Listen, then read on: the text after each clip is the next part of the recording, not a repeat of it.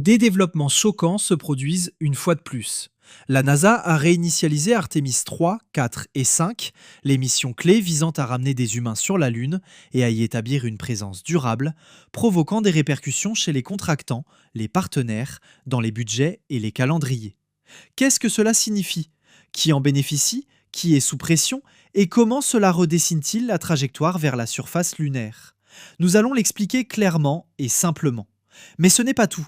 Des responsables clés de la NASA liés à Starliner ont démissionné, souvent de nouvelles questions concernant le vaisseau spatial de Boeing, marqué par des retards, à destination de la Station spatiale internationale.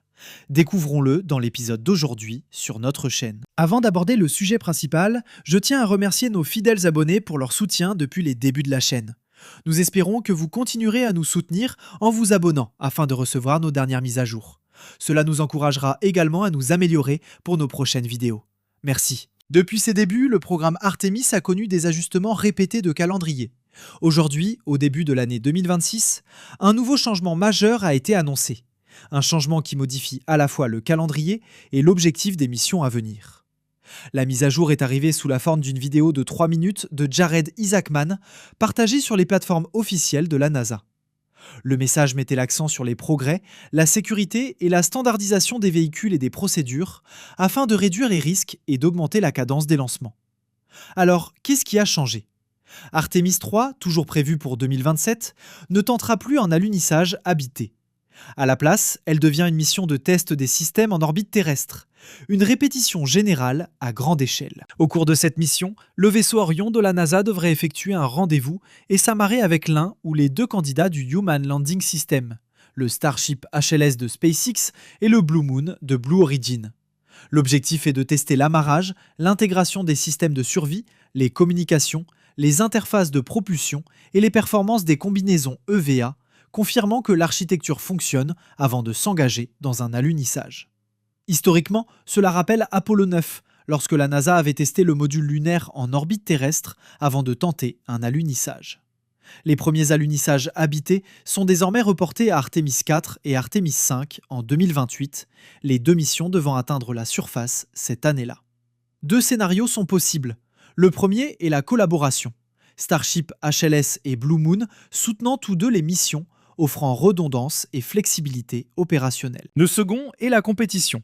Artemis 3 servant de terrain d'évaluation pour déterminer quel atterrisseur mènera Artemis 4, l'autre suivant avec Artemis 5. L'attente précédente selon laquelle Starship prendrait en charge Artemis 4 et Blue Moon interviendrait plus tard est désormais incertaine. La décision est controversée. Les partisans parlent d'une réinitialisation, une approche simplifiée pour faire face au retard et au dépassement de coûts, tout en préservant l'objectif de faire atterrir des astronautes avant la Chine. Les critiques estiment que cela ressemble à une régression. Artemis 2 enverra des astronautes autour de la Lune. Pourtant, Artemis 3 revient en orbite terrestre pour des essais. Le premier alunissage habité est à nouveau retardé. L'impact industriel est considérable. La NASA pousse à une cadence de lancement plus élevée pour le Space Launch System, visant environ un lancement tous les 10 mois. Dans le cadre de ce changement, la configuration améliorée SLS Block 1B devrait être annulée. Plutôt que d'introduire l'exploration Upper Stage et un nouveau lanceur mobile, la NASA privilégiera la configuration actuelle afin d'accélérer le rythme et de maîtriser les coûts.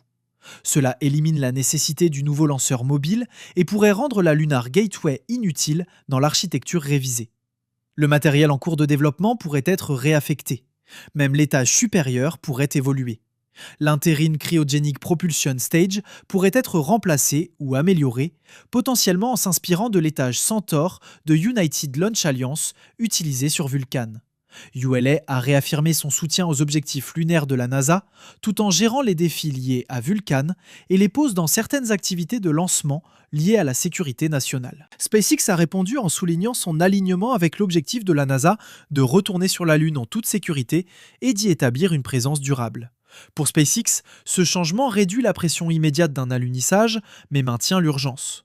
L'entreprise doit toujours démontrer des lancements fiables, le ravitaillement en orbite et des opérations de longue durée. Artemis 3 constituera une évaluation cruciale. Blue Origin se retrouve désormais dans une position similaire, potentiellement collaborateur, potentiellement concurrent.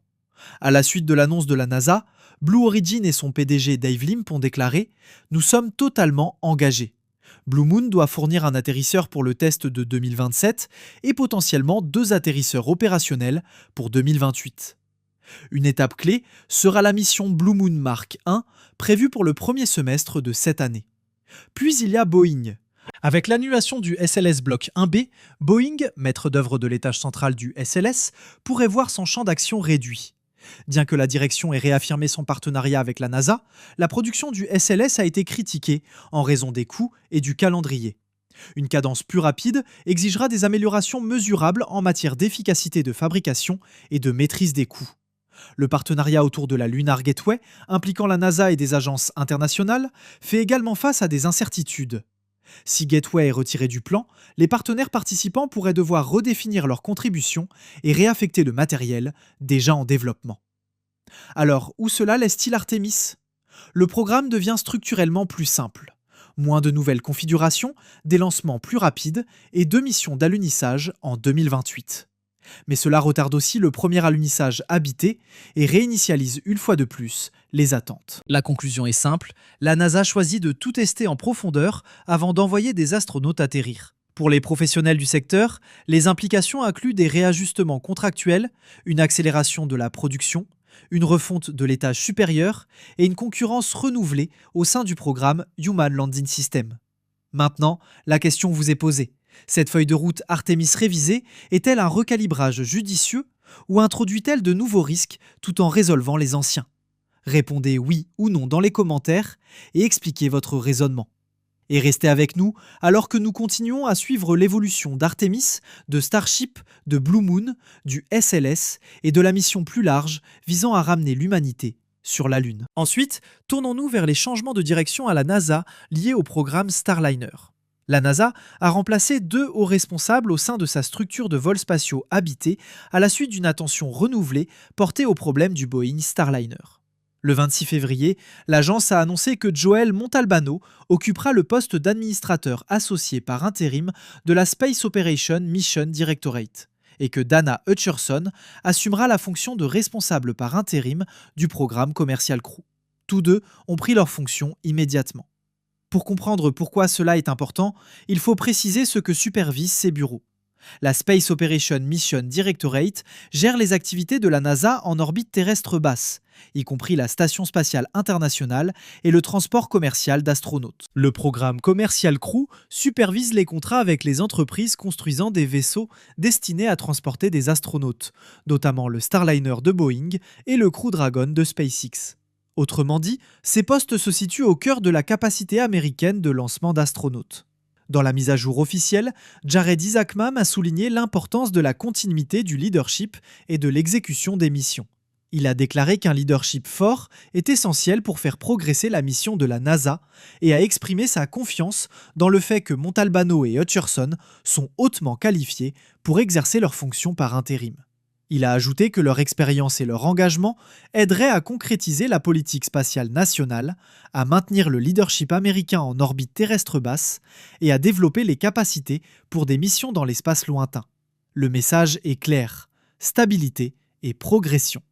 Dans le même temps, plusieurs anciens responsables se retirent. Ken Bowersox a annoncé sa retraite le 25 février. Steve Stich, qui dirige le programme Commercial Crew depuis des années, passera à un rôle consultatif en soutien au programme Human Landing System. D'un point de vue structurel, cela peut être interprété comme une rotation normale du leadership, des gestionnaires expérimentés changeant de rôle à mesure que les programmes évoluent. La NASA déplace souvent ses cadres supérieurs entre grandes initiatives, en particulier lors de la transition entre phase de développement et phase opérationnelle. Cependant, le contexte est important. Le programme Starliner de Boeing a connu des retards répétés, des anomalies logicielles, des problèmes de propulsion et une incertitude persistante sur le calendrier depuis sa création. Chaque difficulté accroît l'examen, non seulement du contractant, mais aussi de la supervision et de la gestion du programme par la NASA. La question se pose donc, s'agit-il simplement d'une planification de succession ou d'un ajustement correctif après l'accumulation de défis ? À ce stade, rien n'indique officiellement que ces changements soient disciplinaires. Le langage employé publiquement met l'accent sur la continuité et la qualification plutôt que sur la critique. Néanmoins, le calendrier alimente inévitablement les spéculations. Pour les spectateurs moins familiers avec la structure, voici une vision simplifiée. Starliner est l'un des 2 vaisseaux conçus pour transporter des astronautes de la NASA en orbite.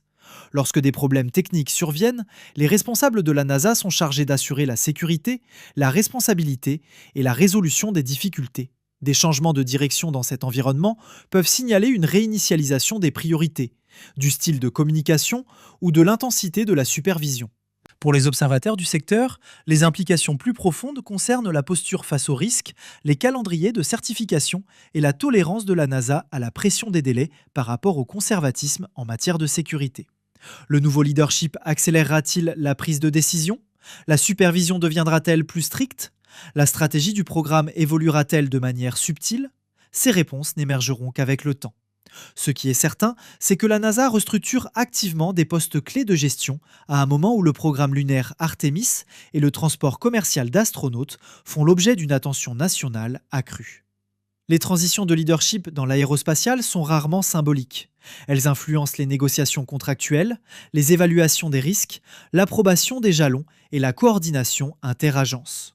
Nous observons donc attentivement. Ces changements stabiliseront-ils et renforceront-ils le programme Starliner ou marqueront-ils le début d'une restructuration plus profonde au sein des opérations de vols spatiaux habités de la NASA? Comme toujours dans le domaine spatial, ce sont les résultats et non les annonces qui apporteront la véritable réponse.